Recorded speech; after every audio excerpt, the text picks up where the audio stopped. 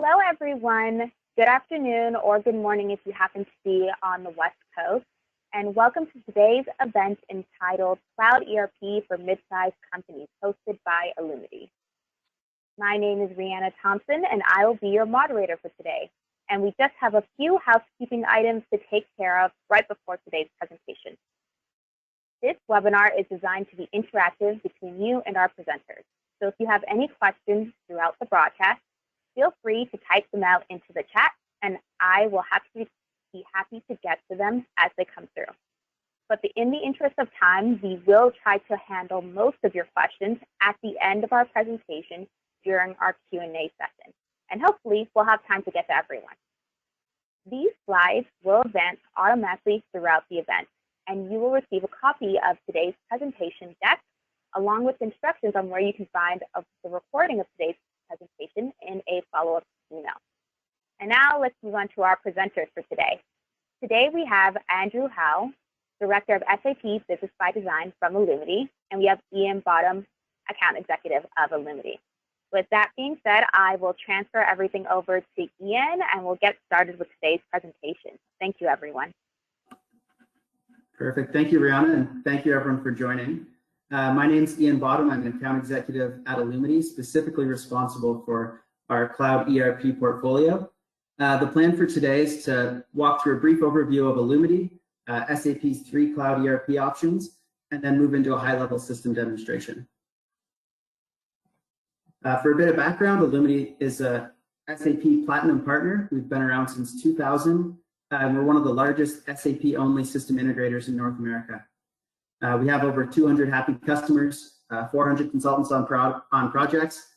We sell and implement all 3 SAP ERP products, S/4HANA, Business ByDesign, and Business One, as well as SuccessFactors for HR and full post-go-live support for our customers. We have 7 offices worldwide, and we're about 94 million in revenue as of last year. So why work with Alumity? Alumity is focused on implementing SAP solutions to help customers optimize operations and drive tangible business benefits. Alumity strives to implement SAP faster, at a lower cost, and reduce risk than was previously possible. We utilize senior SAP resources on projects who are not only software experts, but also industry experts as well.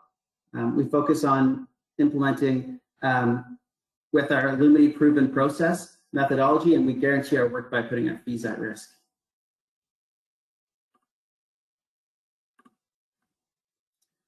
So there's obviously a perception in the marketplace that SAP is really for Fortune 500 companies and really the largest global brands. And SAP does do very well in that space, but really the purpose of this slide is just to show that two-thirds of SAP's customers are actually less than 500 million in revenue, and 75% are below $1 billion in revenue. So Alumity is really focused on this mid-market space as SAP identifies it. And by selling all 3 SAP ERP products, we're able to bring the right product to the right customer. This is just a quick snapshot of SAP's Cloud ERP customers globally. There's over 425,000 customers, nearly 200 million users in 180 countries around the world. I think that the KPI that's most important on this slide is the bottom right. SAP invests over 3.6 billion euros into R&D annually, which is more than any other ERP vendor. And the real benefit of using Cloud ERP with SAP is that it comes with 4 quarterly upgrades. So you're able to benefit from those R&D dollars every single quarter as the product just gets better and better.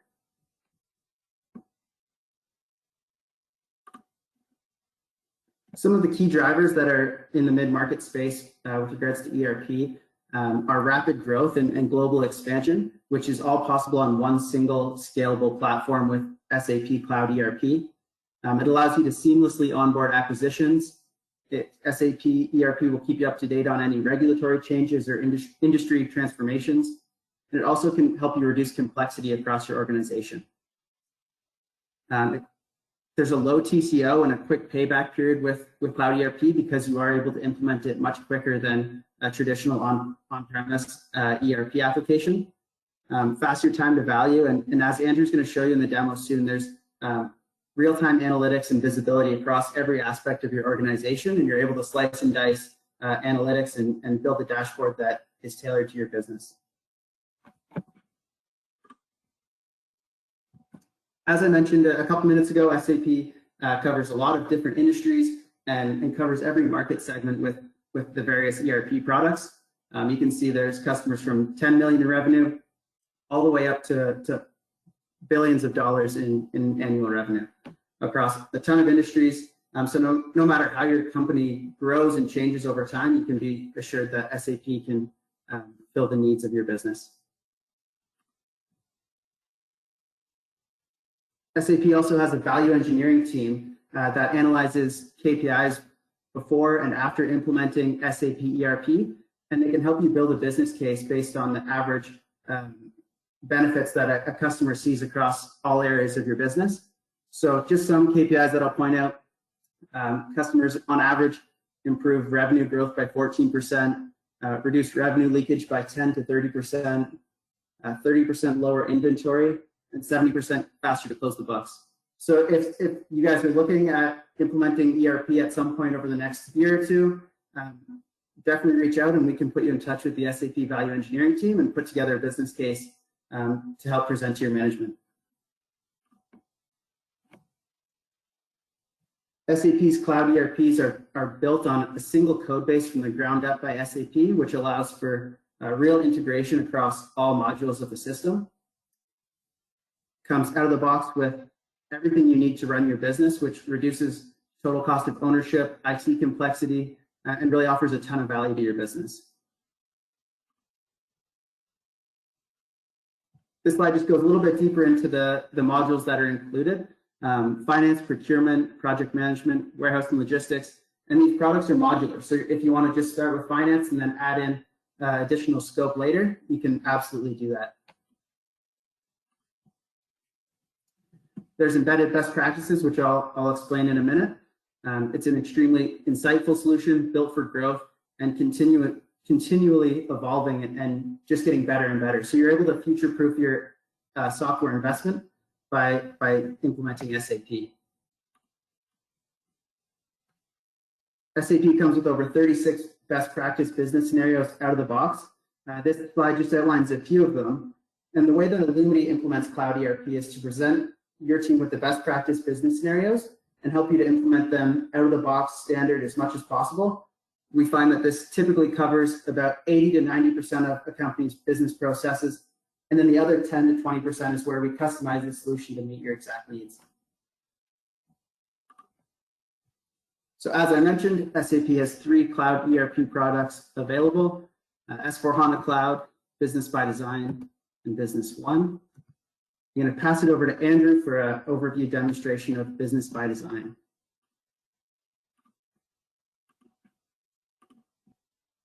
Okay, perfect. Thank you very much, Ian, for that nice introduction related to ERP within the cloud. So just before we get started in the system demonstration here, I just wanted to introduce myself to the audience. My name is Andrew Howell. I'm a director here at Alumity, ultimately accountable for our Cloud ERP division. And our focus for today will be on SAP Business ByDesign, which is tailored to the mid-market. And I think a very key point to make, which is complementary to what Ian covered, is that the solution actually works for a variety of different industries. It works in the manufacturing space, distribution. If you're in the service world, where you might be a project-based company, it can work for you as well.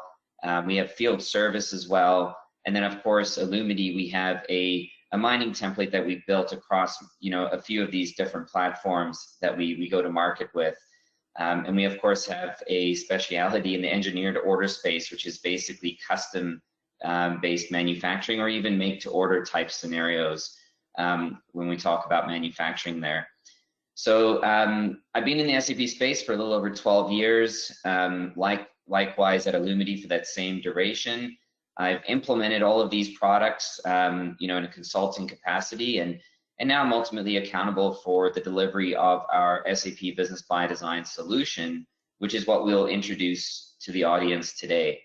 So just to level set some expectations, the intent for today is to introduce you to this product and ultimately expose you to the power of SAP and the cloud world. What we'll do is go through some basic orientation, the look and feel of the product. We'll get into some analytics, and then I'll actually drill down into what we call order to cash. And we'll actually end up within a project that the invoice is related to. And what this will do is give you a good sense of the breadth of the solution and what comes out of the box with ByDesign. So I'll turn my camera off just for performance purposes, and then we'll dive right into it. So first and foremost, you'll notice that I have my Google Chrome browser open here with a landing page for a Business ByDesign demo environment. So this does represent a Canadian demo environment that we have here internally at Alumity. You'll notice that within the URL itself, there is a unique number which ultimately represents a specific environment, in this case, this demo environment within Canada. Now, of course, our solution is multi-country, multi-company, multi-currency. So depending on where your company resides, we can activate the localizations required to accommodate those local reporting requirements. But if you were to choose Business ByDesign as your ERP of choice, as a part of your subscription, you receive both a production and test environment, and you'll have a number within the URL that is unique to your business for both of those environments. Because it's a multi-tenanted cloud-based solution, you have the ability yourselves within your organization to refresh your test environment as to your desire. You don't need to reach out to a partner like Alumity to perform tasks like that. Within the cloud, you're very much self-enabled. So with that said, ByDesign is built on HTML5 technology. In terms of the browsers it supports, anything above Internet Explorer 8 and above will work. Microsoft Edge, Firefox, and for those that are using Apple devices, of course, Safari. If you're not using Apple devices, SAP's recommendation is to use Google Chrome, just given that it works very well with HTML5 technology. So with no further ado, what I'm going to do for today's demo is log in with a financial orientated user. This would represent the typical persona, if you will, of a controller or VP of finance. But just to set some expectations there as well, we have given this particular user liberal rights so that we don't have to log in and out of the environment as we go through the course of this demo. So you will notice things that look a bit odd in terms of their access, but again, it is just a demo environment. So that said, when you log into Business ByDesign, every user has what's called their Launchpad. And the Launchpad is an area that each user can customize to their desire. So you'll see here that we've created a couple groups here. One was just called custom. We grouped some common financial accounting transactions together within a group here. And you can see we've even exposed some KPIs or key performance indicators into this area. So it is customizable depending on the desire of each user. And there are, of course, standards within the work centers in the left here in terms of how SAP groups transactions into logical groupings. So for example, your purchasing department would have what's called purchase requests and orders. This is where they can convert purchase requests that come from various areas of the system. It could be from MRP, which is material requirements planning, and convert these requests into purchase orders. So the grouping of this logic has been based on the 40 years of experience that SAP has gained in the marketplace. These cloud products have been built on those best practices and knowledge that has been gained over that time span. So with that said, I just wanted to go through a couple things here. On the Launchpad, you will notice that we have an area called the inbox. And here there's a bunch of open items, tasks, notifications and clarifications that have been sent to this particular user. What that implies is that there is an internal communication mechanism within SAP Business ByDesign whereby you can use the ERP to manage the workflow within your system. So whether you have to address an approval that's related to, say, a vacation request or a PO approval, whether you're asking for clarification from one department to another in regard to, say, a purchase order, can all be managed through ByDesign, and can also be connected to your email domain. So if you're not logged into ByDesign and you have an approval task that you have to address, we could provide you a notification within your email inbox, given that you're not necessarily logged into ByDesign at every given point in time in a day. And it's an extremely simple process. We basically set up your email domain within the system, and it allows you to, connect your ERP to your email domain. And then with that, there are transactions here that you can access as a quick link. So if I wanted to edit the exchange rates in the system, I could click this tile here to take me to that transaction where I can update, that particular area. Down here we have some KPIs, which again bring certain metrics to your attention. The arrows ultimately showcase the current trend. So you can see here that the good news is that we are closing in on our receivables, meaning that we have started to trend in terms of improved collections. There's an area that I'll get into in terms of analytics, where there's a lot more of this type of analytics available to your fingertips, but we'll get there in a moment. And then last but not least, there's an area within this Launchpad known as the external links. And this is where you can connect other cloud products directly to your ERP. So Alumity, we actually run Business ByDesign to run our operation.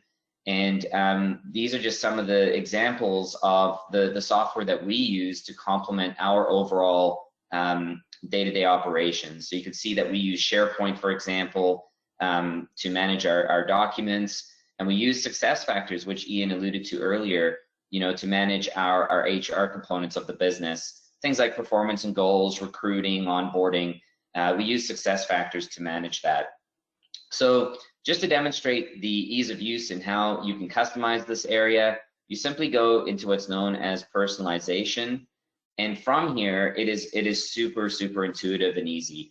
If I wanted to drag and drop a tile, I can simply drag and drop it to a new location. I can also drag and drop between the groups I've created. If I wanted to create a new group, I simply click Add Group, and I can start adding transactions, KPIs, or notifications to that group. And if I wanted to add an additional transaction to a specific area, I simply click this plus sign here, and based on the access that's being assigned to my particular user in the system, would ultimately determine what type of transactions I can add to my Launchpad. Of course, if I don't have access to a certain transaction, I don't have the ability to add it. So from here, when I go to my purchase request and orders view, if I wanted to, for example, add my return to supplier transaction, I can simply click this pin icon here, click apply, and you'll notice that the return to supplier transaction is now being added to my dashboard. And to apply these changes, I simply click save, but just for the sake of future demonstrations I have to conduct in webinars, I'm just going to exit personalization mode. But if you were to click save, these changes then remain permanent to the Launchpad, and you can then benefit from the changes that you've applied. A couple of things just to mention it. So I spoke about these work centers, which represent, logical groupings of multiple transactions into a logical area. The product is built on what's known as segregation of duties, which is based on a concept called Sarbanes-Oxley. So, for example, if you were to provide access to a person that has the ability to execute a payment run on the payable side, but they also have the ability to print the check or process the ACH wire transfer file, the system will actually inform you that you are exposed to potential fraudulent activity. You can imagine if you have the ability to process a payment run and then print the check, that of course you could potentially engage in fraudulent activity.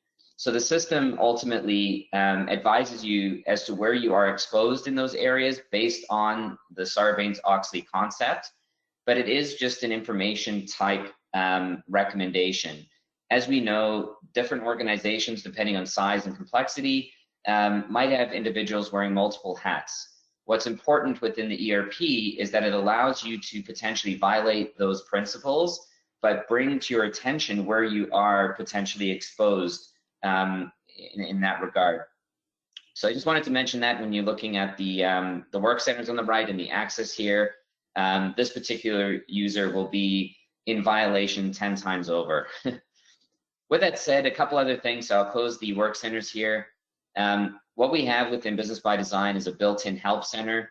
In here, you can actually search a variety of different materials. So if I wanted to understand, more about the manufacturing capabilities that come out of the box of ByDesign, I can search a string here and access, embedded help resources, which I'll click on, that ultimately take me to an area of ByDesign known as the SAP Help Portal, which allows me to investigate further into a certain subject matter.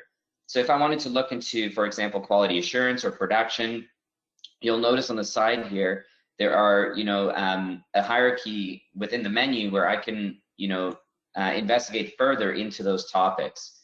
Now, not only can I investigate into the capabilities of ByDesign directly through the tenant, but if I was to type in something like accounting period closed, which could be an error message you receive as you pass into a new accounting period, you'll notice that there are troubleshooting guides that use that string to investigate the different OSS notes, which are basically knowledge-based documents created within an SAP community that help you problem solve when you encounter an error message similar to accounting period closed. There are also community resources. There's a wiki out there, or blogging world, if you will, where partners and customers that run this product are blogging and writing certain subject matter related to the ERP. So you can see here, it talks about how to allow timesheet entry for closed accounting periods. There are certain topics that partners and customers are writing about that you can access. So ByDesign ultimately represents a one-stop shop, if you will, in terms of not only problem solving, certain challenges that you get in accessing the troubleshooting guides, but if you're looking into certain functionality and whether or not ByDesign can support that functionality, you can use this help center to search the help resources and the community of individuals that use the product. Now, what I'd like to do is actually jump right into the analytics component of the demo here. Every single work center has what's known as an overview page. Now, what I'm doing here is going to the home overview page, which encompasses a variety of different KPIs and analytics based on the access of this user. So for those of you that are financially inclined, that are potentially representing the finance department of your organization, you'll notice that there's a bunch of KPIs here that look very, very, very familiar. Before I get into the analytics piece, I did want to mention that every single user, regardless of access, has access to what's known as this home work center. This is where you input things like shopping cart requests for purchases like office supplies, maybe you need a new mouse or keyboard, which ties into our procure to pay best practice scenario. The home work center is also an area where you enter time related to potentially admin related tasks in the HR side. It could be related to projects where you're engaged on a client related project. And then of course, you can also enter leave requests through this particular home work center. So the point is, regardless of your access in the system, every single user has access to this home work center where they can access those types of capabilities. So jumping back to the analytics portion, you will see here that there's a bunch of different analytics, and I'll describe a few of these KPIs that we find most of our customer base use to their benefit.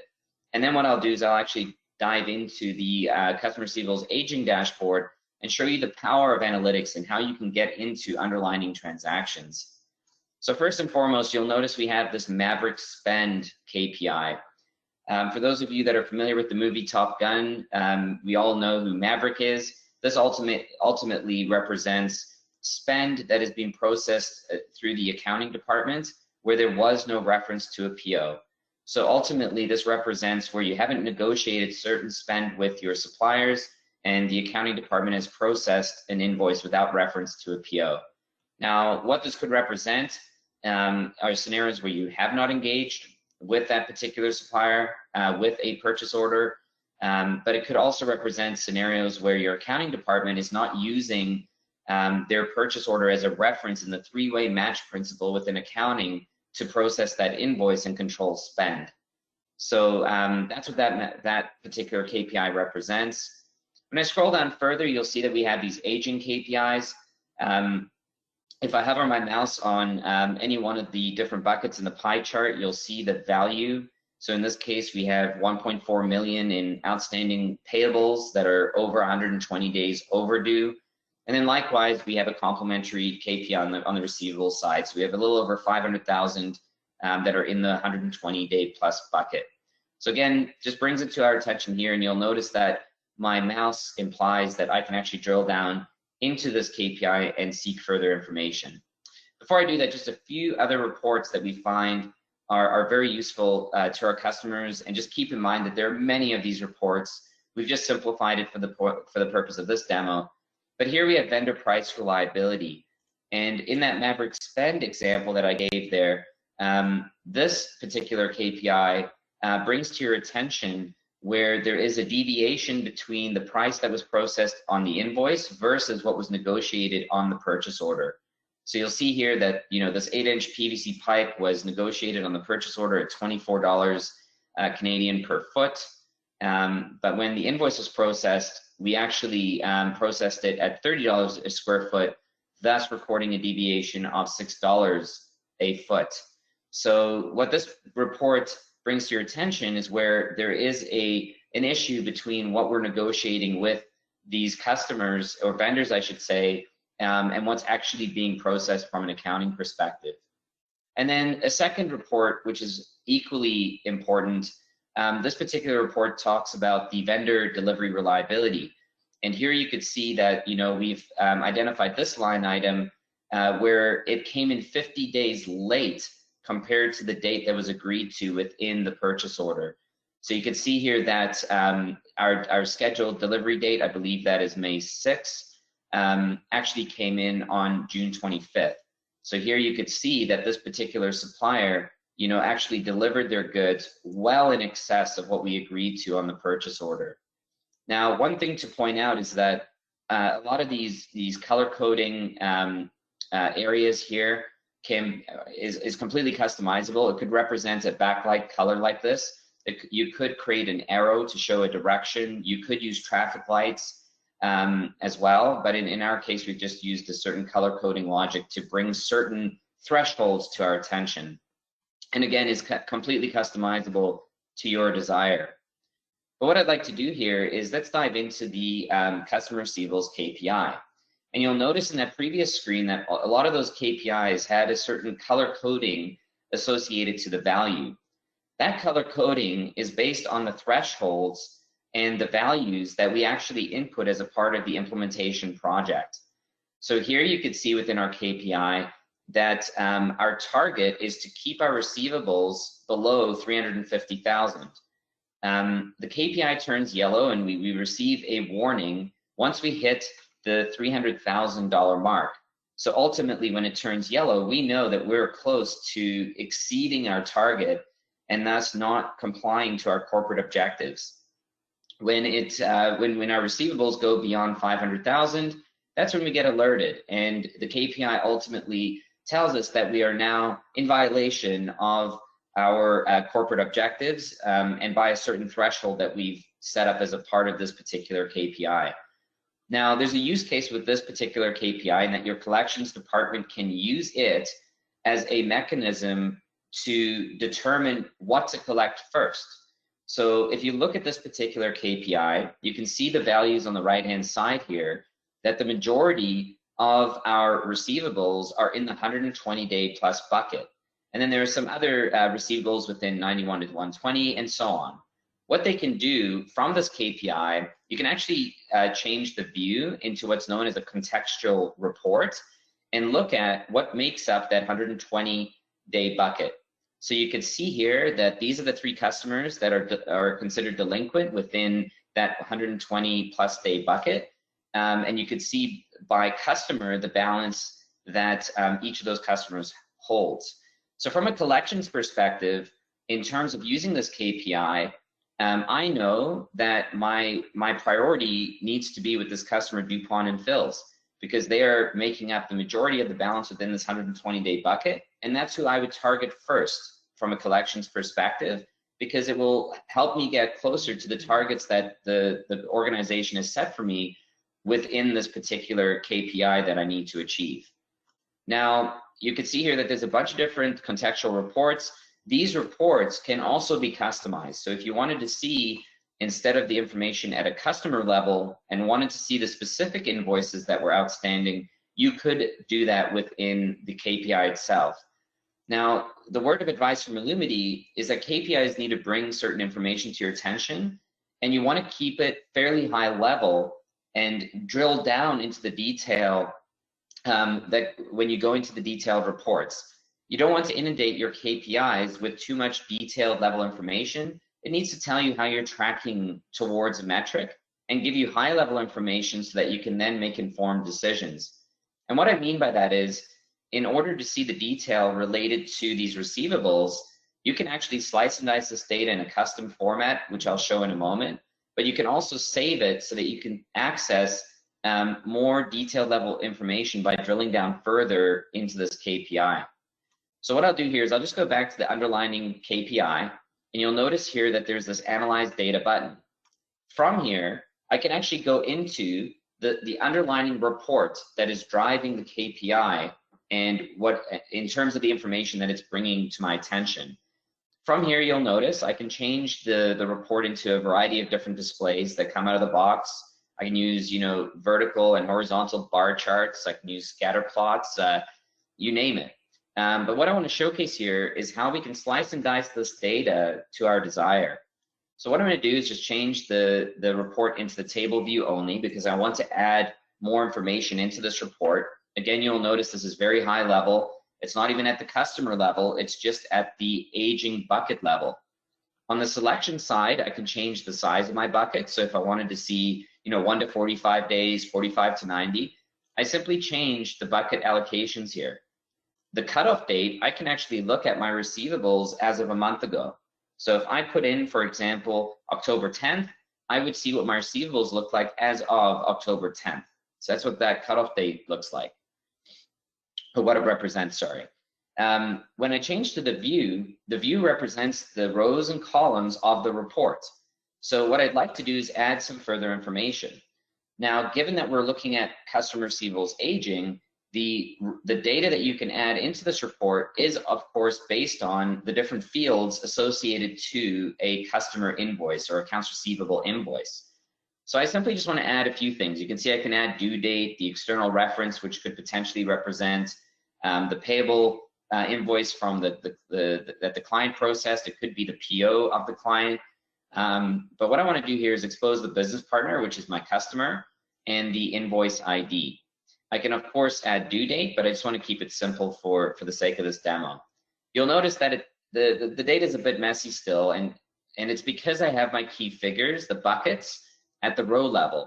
What I'm going to do is drag and drop the key figure to the column level, and you'll now see that what we have is a group by customer, the invoice number, and where that invoice falls within aging days. You can see across the top here the aging days. Now, if I wanted to add a total to this report, I go to my characteristic settings and I simply say, it show me a total by customer and what it looks like per bucket. So you can see here with DuPont and Phil's, you'll recognize this number, 488,000 is actually in the 120-day plus bucket. From here, I can do a magnitude of different things. I can save the information so that I don't have to rebuild this report over and over, but I can also share this report with both internal and external users of our system. And it's very simple.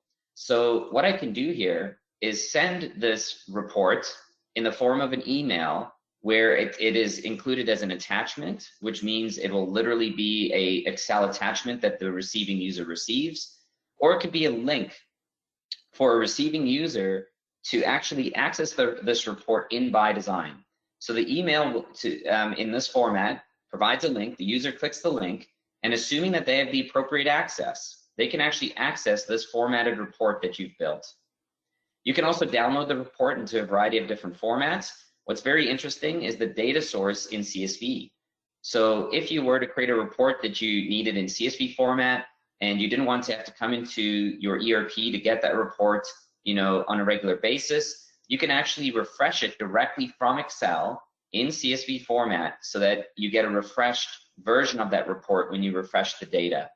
And ByDesign actually comes with an Excel add-in that allows you that capability. And you'll see here when I go navigate to Microsoft Excel, that's the example I just alluded to.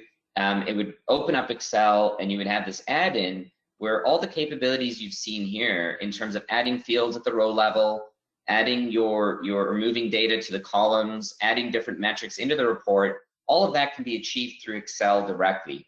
Now, before I go into the drill down capability and look at order to cash, I did want to make specific note of the fact that this data is being compiled in real time. ByDesign sits on an in-memory computing database that allows us to slice and dice the data the way you've seen here in real time because the data is compiled at extremely high rates. And with that, we also have a simplified data structure. And you'll notice when I drill down further, there's information on the journal entry that is pulled in from other areas of the system. But I'll pause until we get there. So what I'm going to do from here is actually go into what's known as the 360 view of the customer. By clicking this icon here, it represents the ability to drill down into this object. This particular object is the business partner, and a business partner houses the different types of relationships you might have with this organization.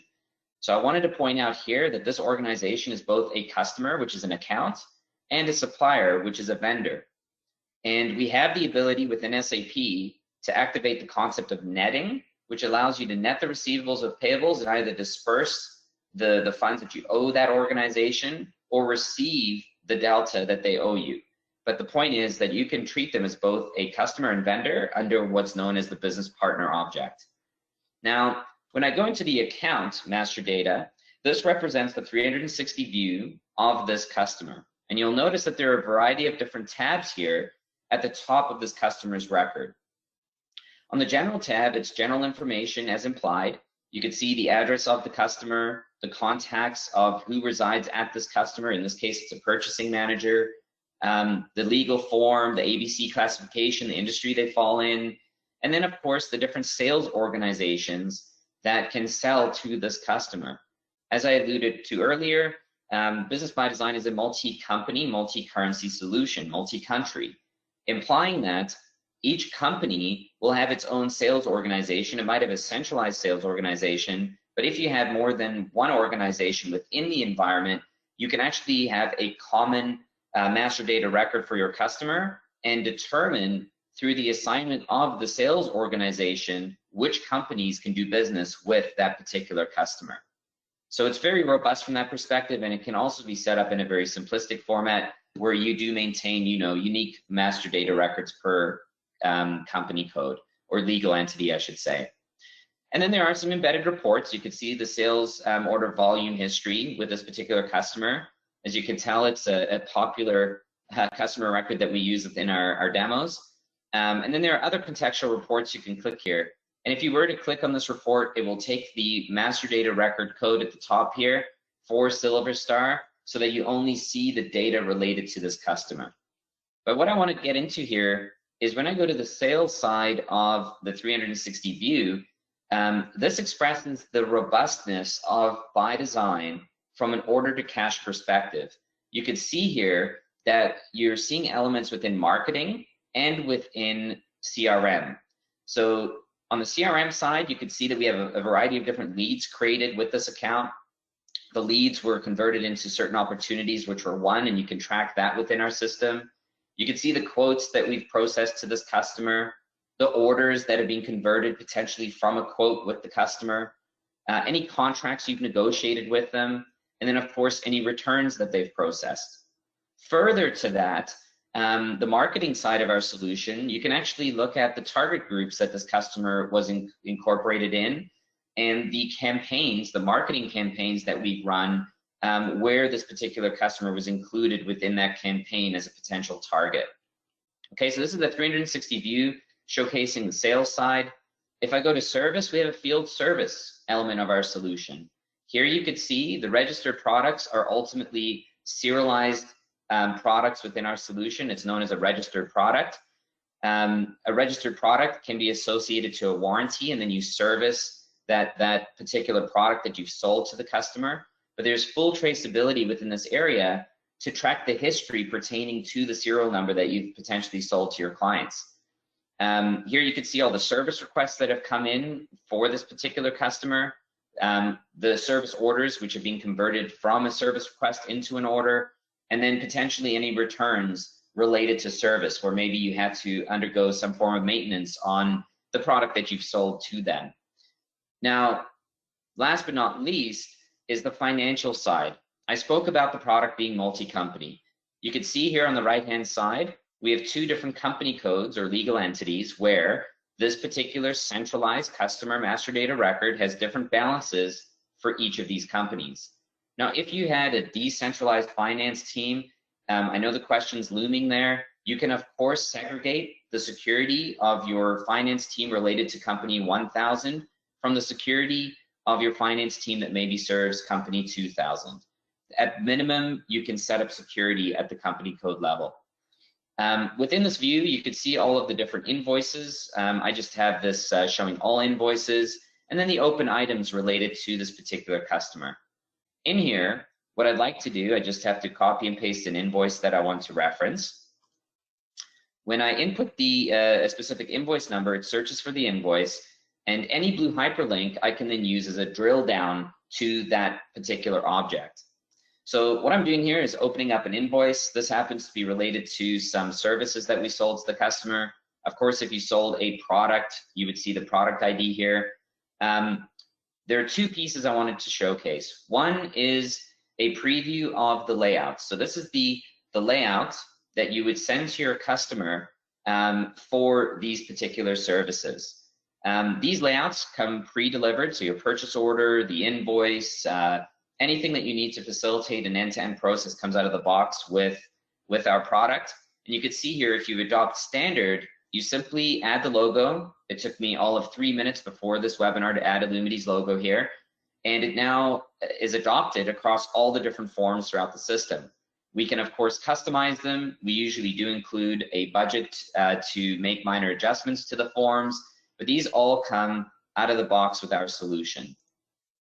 Further to that, what I'd like to do is go into the detailed information of the invoice and focus on one particular area. You can see that there's a lot of capability here with our order to cash function, but what I wanted to focus on was the document flow. So here you could see the invoice, and that in this particular circumstance, the invoice, we've actually received payment. So what I can do from here, if I change the anchor to the viewpoint of this payment allocation, you can actually see that the invoice, if I scroll down a little bit here, this invoice has been paid with an incoming check. The check has been deposited through a bank deposit and has been reconciled with our bank statement. So this breadcrumb trail resides in all areas of our product, from order to cash, procure to pay, within production, field service, you name it. You have this document flow, which I call the breadcrumb trail, which helps you identify where a transaction originated from. I introduced everyone to the CRM capability of our product. So what I want to do here is just return to the initial view. You'll notice that this particular invoice came from a project that we, captured all the costs and revenues with, which was tied to this particular work order or sales order. Well, where did the sales order come from? So if I click on the anchor here, you can see the sales order came from this new campaign that we ran within marketing.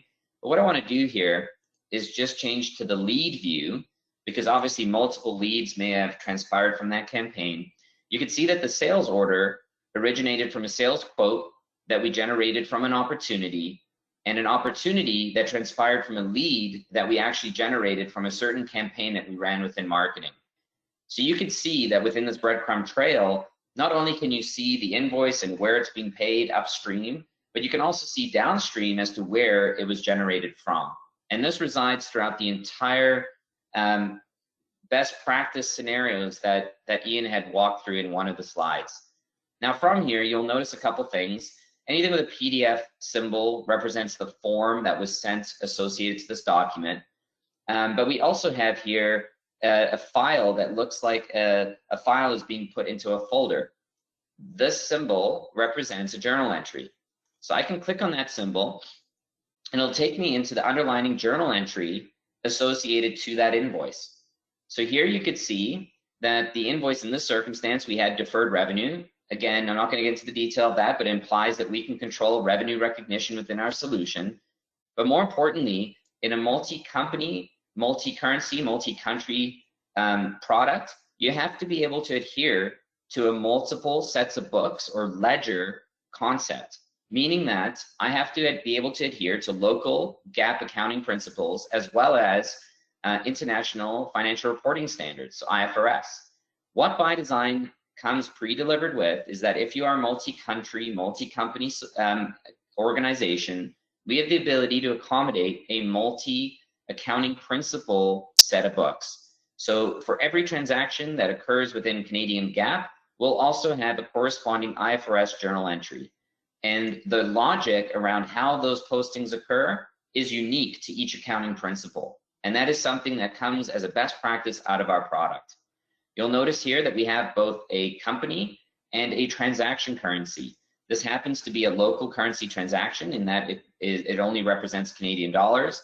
But if you were to sell to the US, you would have a transaction currency here of USD, and the translation would be calculated based on the exchange rate that we maintain within the system. The exchange rate can be input manually, can be uploaded through Excel, or it can be connected with websites such as Oanda for automatic updating on a certain frequency that you desire. So we're getting close to the end of the demo here, and I wanted to allude to one point. On the journal entry here, you'll notice that there's information at the line item level pertaining to other areas of the system. So this line item, which posted deferred revenue, was related to some consulting services that we had sold. If you saw on the invoice, we had a line item of 61.5 hours that we sold related to this particular service. You can see the customer it was sold to, the project that it was tagged with, and last but not least, the profit center within our management accounting structure that earned this revenue. And from here, as implied before, I can actually open up these underlining objects. So when I click on the project, this is again just the overall view of the project. When I go to view all, I get into the project systems capability of our solution. So those of you that are familiar with Microsoft projects, imagine having that embedded within your ERP. So not only can you manage schedule, timeline, resources, you name it, but it's also integrated with order to cash, procure to pay, and finance. Again, within here, there's a lot more that we can go through. I'll leave that for a future webinar. And before I conclude, the demonstration of today, I hope everybody found this insightful. I just wanted to recap one thing. How did we get here? We went through a lot of different steps to get into a project. We got to the project by drilling down into the project that was associated with the revenue of this particular journal entry. We got to this journal entry by accessing it through the document flow of this particular invoice. If you recall, we clicked on this folder icon here. We got to the document flow of this invoice by accessing the invoice from the 360 view of our customer, right, where we saw the related field service information and sales. We got to the 360 view of the customer from a report that we sliced and diced to our desire, which we could save to that dashboard that we saw in the beginning of the demo. But we got to this report from a KPI that brought certain metrics to our attention where we were not compliant to organizational standards. And we got to this KPI from a dashboard that brought a wealth of different information to our attention in terms of KPIs. We just happened to go into accounts receivables aging. So what I wanted to illustrate there is that the embedded analytics of ByDesign, assuming you follow these best practices, gives you the abilities that we've seen here. I used something that brought a certain metric to my attention that we were out of compliance, and I was able to go down into the underlying transactions that drove the information within that KPI. So that does conclude the system demonstration for today. What I'll do is hand it over to Rihanna. As I understand, we may have some questions in the chat, which I'd like to address. We have 11 minutes to the top of the hour, so we will be respectful of everyone's time. But Rihanna, if you don't mind, feel free to field some of those questions for me to answer. Perfect. Thank you, Andrew, and thank you, Ian, for giving today's presentation. I'll give everyone a few seconds if you want to send in your questions right now. We already have a few already waiting for us. While we are waiting for this questions to come through, I do want to give a quick reminder to everyone that you will receive a copy of today's presentation deck along with a copy of the recording, which you can view at your own leisure on our website. So with that being said, let's go to the first question for today. I believe this one is for you, Andrew. How does SAP communicate with external systems such as SolidWorks?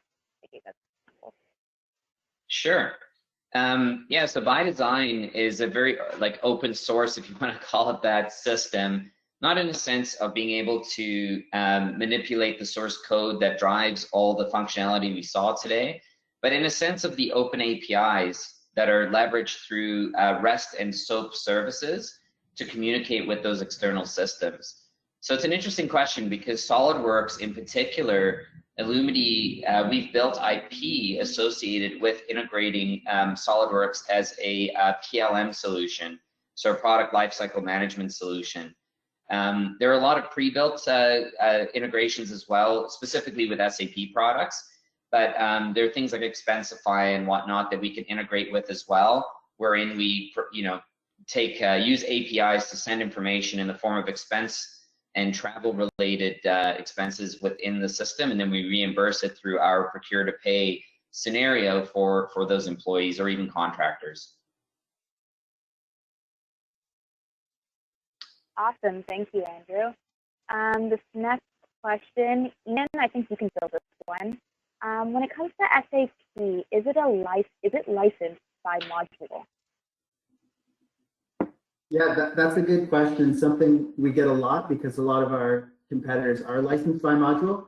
SAP is licensed by named users, so there's 3 different user types, and purchasing those access to those users provides you access to every module of the system. So we have a lot of customers that'll do a phased implementation approach where they implement CRM, for example, in a phase 2. You don't have to pay an additional subscription fee to activate that module. Yeah. Awesome. Thank you, Ian. Oh, Andrew, did you want to add on to that?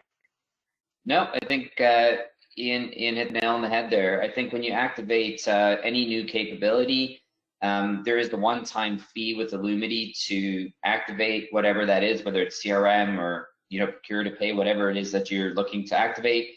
And once it's activated, you basically pay the run rate, which is the subscription fee that Ian alluded to there. Okay, we have another question here.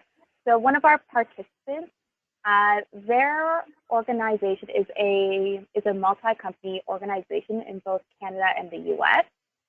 They're wondering if you can show them how the intercompany transaction works in SAP ByDesign. Like how easy is it to consolidate a financial statement?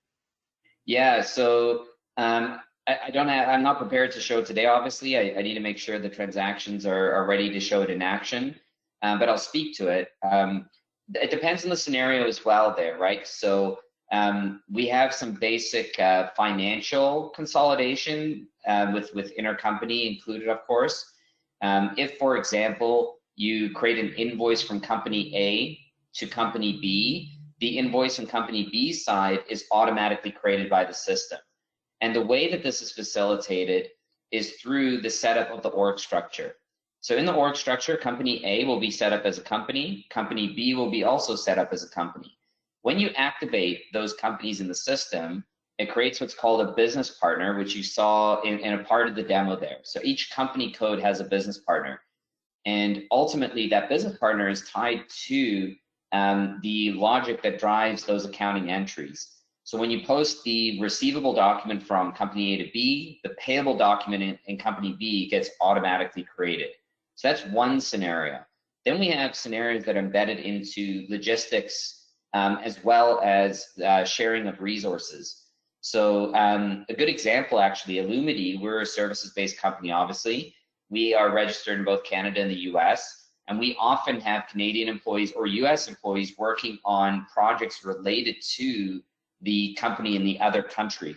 So what happens is you actually create an internal sales order between the companies, which automatically generates the intercompany purchase order.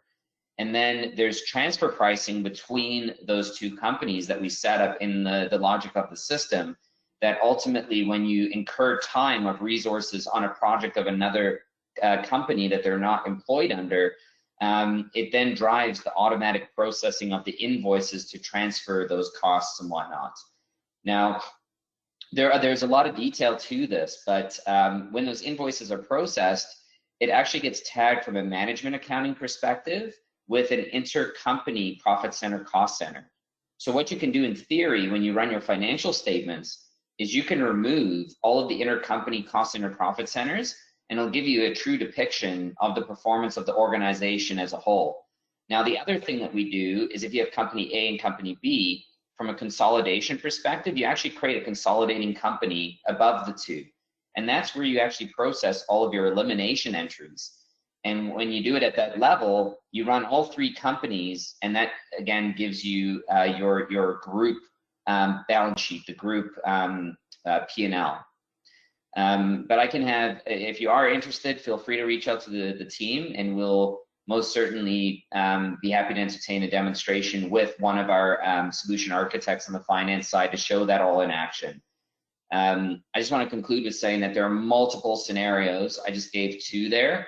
There's a magnitude of them that we can accommodate like drop shipment, for example, of product from one company to another company's customers. So there's some sophistication in there that we can elaborate on as well. Thank you, Andrew. I think we have one more. We have one more question here. Does SAP Business ByDesign come with purchasing and manufacturing, and how does it tie into project management? Yeah, no, very interesting question as well. So in the slides you would have seen, I know we didn't cover it in the demo today, but we have a best practice procure to pay scenario, as well as on the manufacturing side, production. So just to speak to it in brief, procure to pay, you could start with RFQs, purchase contracts, and then purchase orders from those contracts. And then of course, receive against the PO, invoice against that receipt. Excuse me. And what it does is it can accommodate both, two stock items, non-stock items, you name it, limit POs, blanket POs. We have a very robust procurement module. When it comes to manufacturing, also known as production, we have the ability to accommodate routing. So your bill of material and the routing is tied together in what we call a production model. You can ultimately articulate different variations of the routing. You might have more than one path to get to completion. And we can then, of course, manage infinite capacity on the different machines or labor resources that represents a work center within that routing from a manufacturing perspective. There's sophistication, again, on the product costing side, so we can do material cost estimating and roll-up to help drive those manufacturing costs. And we can incorporate things like overhead and whatnot as well. That's a very robust topic as well. I think any one of these topics, when you get into the detail, we could spend a half day to a day on all the different capabilities that come out of the box. But we do, and I think what's important to note here for everyone that's listening, ByDesign can accommodate both very simple end-to-end processes and extremely complex ones. It's built for companies that have users as little as 5 users within their business to in the tune of 10,000 plus. So this product, although built and focused on the mid-market, can also serve the lower and higher end of those ranges. Awesome, thank you, Andrew. I'm noticing the time right now, and I want to be respectful of everyone's time for all the bunch of things I know you have to do for the rest of your days. I do want to point out that upon exiting this webcast, you will be prompted to complete a survey. It would be greatly appreciated if you could send us back some feedback. And with that being said, I hope all of your questions were answered today and you were able to enjoy today's presentation. Once again, thank you to Andrew and Ian for today's demonstration, and I hope you all have a wonderful day. Yeah. Thank you, everybody. Stay safe.